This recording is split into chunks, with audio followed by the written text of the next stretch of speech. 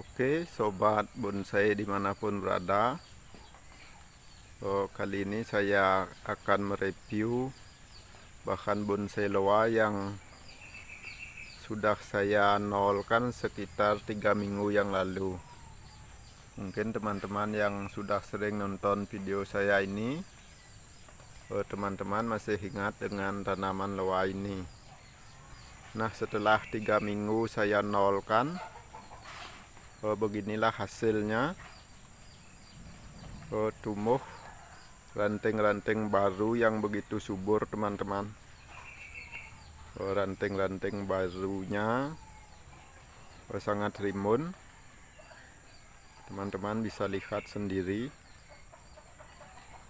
Tanaman loa ini adalah tanaman loa yang berjenis tanaman atau tanaman loa yang berbatang hijau, teman-teman. Menurut pengalaman saya, menurut pengetahuan saya, tanaman loa ada 2 jenis di daerah saya, teman-teman. Ada yang berbatang merah, ada juga yang berbatang hijau. Kalau yang berbatang merah, kulitnya ini biasanya kemerahan. Demikian pula cabang-cabangnya biasanya ini kemerahan, sedangkan ini kehijauan. Nanti akan saya tunjukkan jenis yang merah, teman-teman. Sekarang akan saya perlihatkan dulu perkembangan dari tanaman loa ini setelah kurang lebih 3 minggu saya nolkan. Beginilah kesuburannya, teman-teman. Setelah memakai media hanya menggunakan pupuk kandang. Teman-teman bisa lihat, ini adalah media dari pupuk kandang kotoran sapi, teman-teman. Tanpa dicampur apapun. Bagi teman-teman yang sudah sering nonton video saya, mungkin teman-teman masih ingat sekitar 3 bulan yang lalu saya melakukan pergantian media. Nah, sekarang teman-teman bisa lihat sendiri buktinya. Pertumbuhannya sangat subur. Itu bisa dilihat dari ciri-ciri pertumbuhan daun barunya. Tumbuh berkesinambungan seperti ini. Ini daunnya semua masih muda, tapi terus muncul daun yang baru, teman-teman. Ini lagi contohnya. Ini masih muda. Ini masih muda. Ini juga masih muda. Tapi tidak ada hentinya, teman-teman. Begitulah tanaman loa yang medianya bagus, tidak macet, teman-teman. Sekarang akan saya tunjukkan contoh tanaman loa yang medianya kurang subur atau kurang bagus. Sekaligus saya akan menunjukkan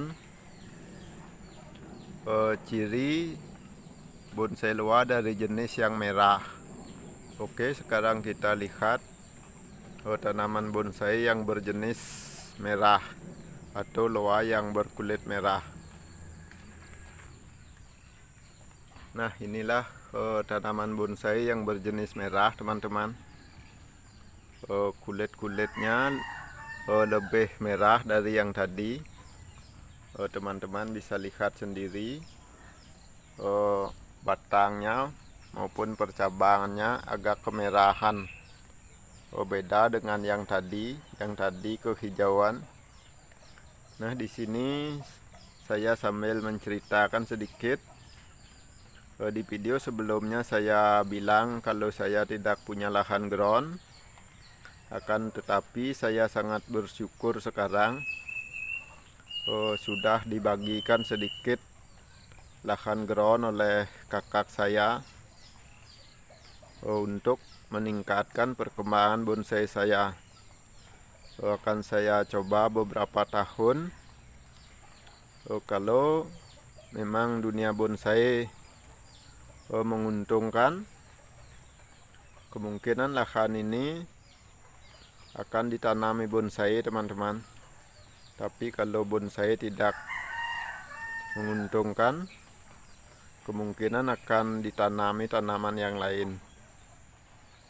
Oke, kita kembali ke tanaman yang tadi. Inilah tanaman loa yang berjenis batang hitam.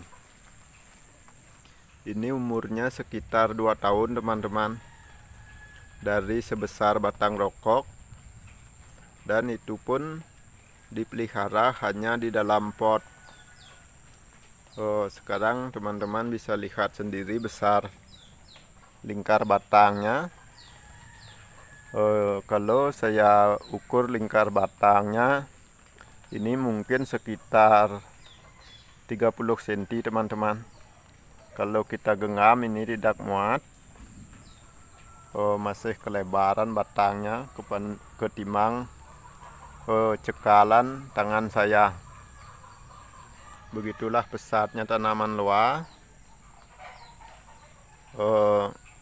Maka menurut saran saya, bagi teman-teman yang suka dengan bonsai berukuran mame atau sito, saya rasa tanaman loa tidak bagus untuk dipakai untuk tanaman sito ataupun mame, karena besar batangnya sangat cepat.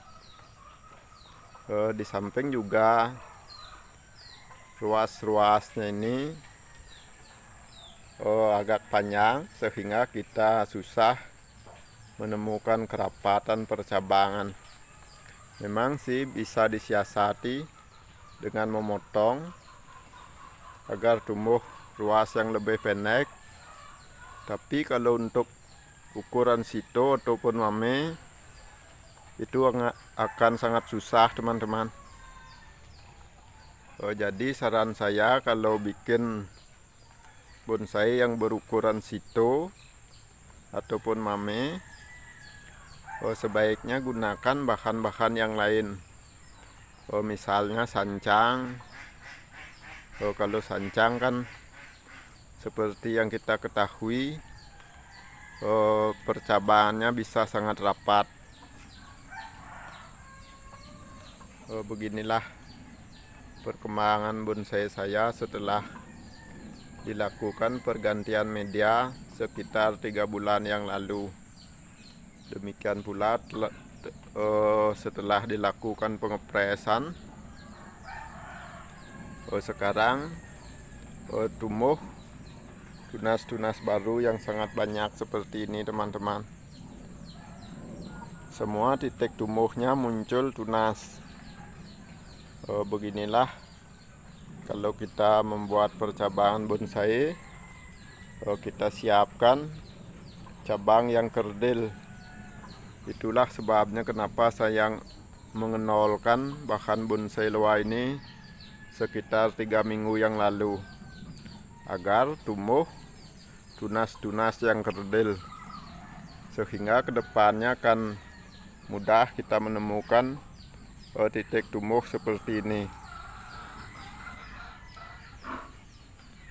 Oke, demikianlah sedikit informasi yang dapat saya sampaikan tentang perkembangan tanaman loa ini.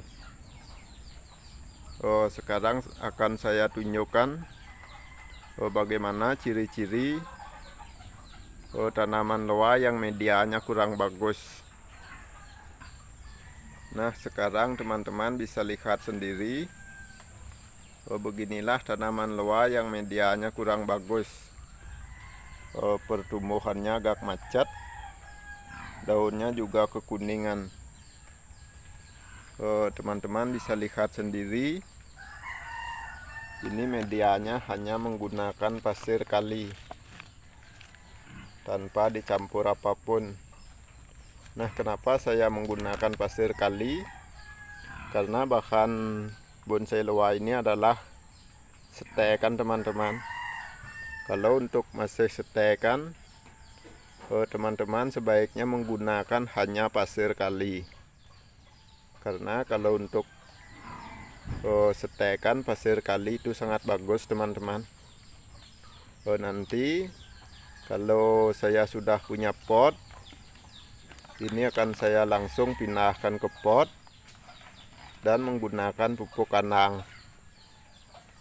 Maka dijamin perkembangannya seperti tanaman loa saya yang tadi.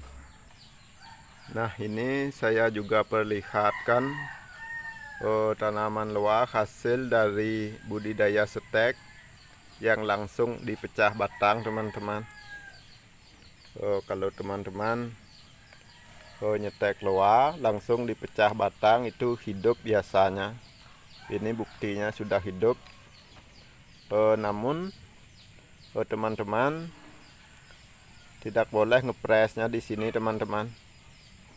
Ini kan ada mata tunas, sedangkan di bawahnya tidak ada mata tunas. Kalau teman-teman ngepres di sini, ini akan mati teman-teman, karena tidak ada cabang yang menyuplai makanan ke akarnya. Makanan jadi itu disuplai dari daun menuju ke akar, sedangkan makanan mentah disuplai dari akar ke daun. Demikianlah yang kita tahu dari ilmu biologi. Proses fotosintesis terjadi di daun. Kalau kita pres di sini, ini tidak akan mendapatkan suplai makanan, sedangkan suplai makanan yang dari samping sudah kita pecah, makanya tidak akan mau hidup kalau dipres di sini, kecuali di sini ada titik tumbuh seperti ini. Kalau teman-teman suka dengan loa hasil dari pecah batang, teman-teman sebaiknya bikin ukuran bonsai yang agak lebih besar teman-teman. Jangan memakai ukuran bonsai sito ataupun mame, itu akan sia-sia ke depannya. Oke.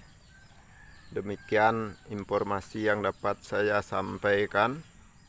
Semoga ada manfaatnya buat teman-teman. Nah, sekarang saya akan memperlihatkan tanaman loa yang saya videokan sekitar 3 minggu yang lalu. Itu saya lakukan sedikit pembenahan akar di sini. Sekarang sudah saya ekspos akarnya teman-teman. Sudah keliling saya ekspos akarnya. Sekarang teman-teman bisa lihat sendiri perakaran dari tanaman bonsai loa ini. Kalau menurut kesenangan atau kesukaan saya pribadi, saya lebih suka dengan perakaran yang seperti ini teman-teman. Tidak terlalu ke samping. Yang natural yang saya suka.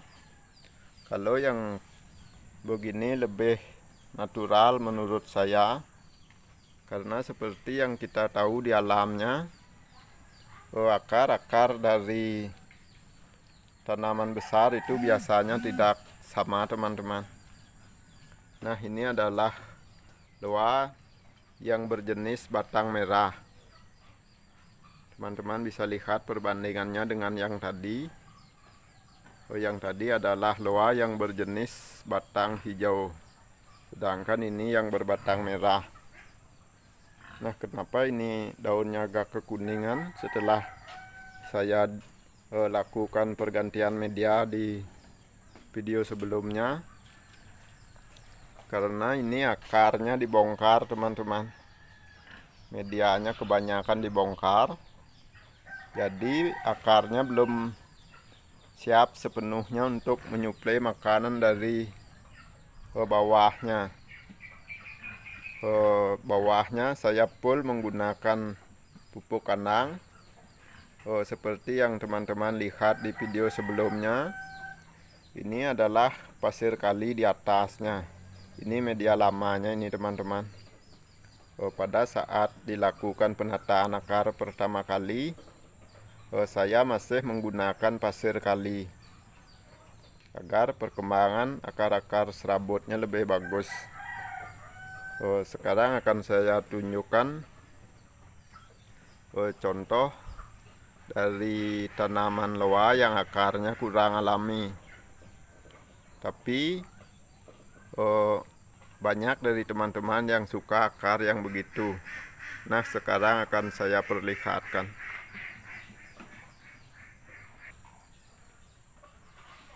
Nah, inilah akarnya teman-teman.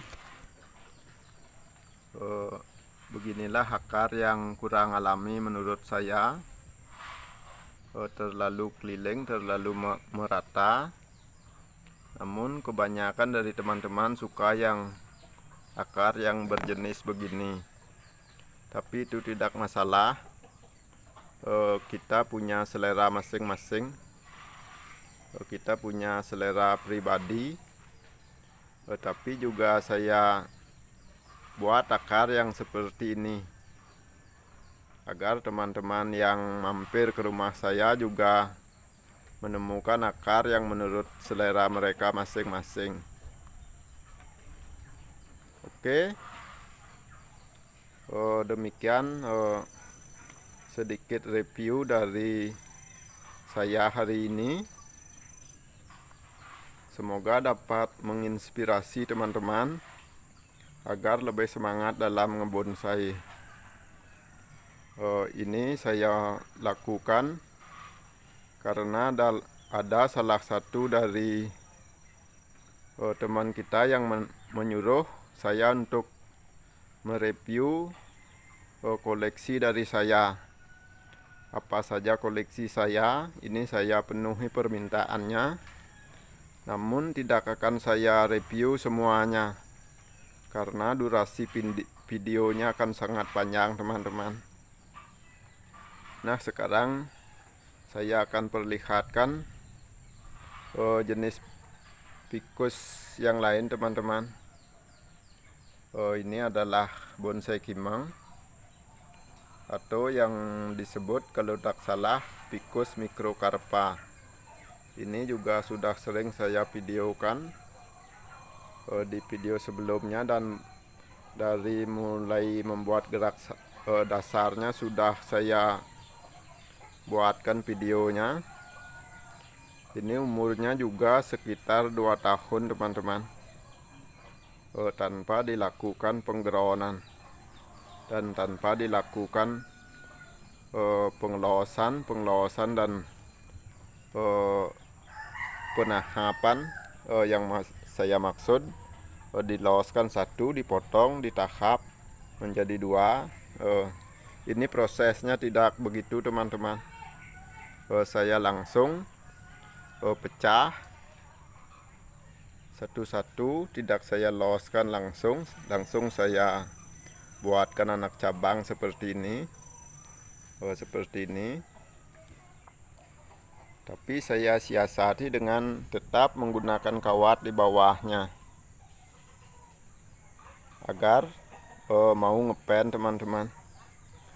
Di samping juga menggunakan kawat, kita menyiasati batang bonsai agar ngepen itu dengan cara, kalau kita mau besar bongolnya di bawah, kita persiapkan cabang yang di bawah itu percabangannya agak lebar teman-teman, selebar mungkin, namun juga sesuai dengan proporsinya.